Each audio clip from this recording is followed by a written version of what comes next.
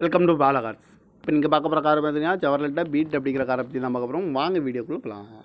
இந்த கார் பார்த்தீங்கன்னா செவர்லெட்டில் beat model பார்த்தீங்கன்னா 2012 மாடல்.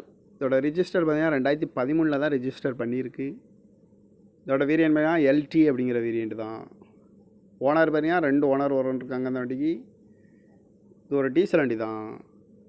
கிலோமீட்டர் பார்த்தீங்கன்னா 1,03,240 கிலோமீட்டர் ரன்னிங் ஆகிருக்கு. இன்னொரு சர்வீஸ் ரெக்கார்டு தான் அப்படின்னு இருக்காங்க. இதுக்கு இன்சூரன்ஸ்னு பார்த்தீங்கன்னா இல்லை.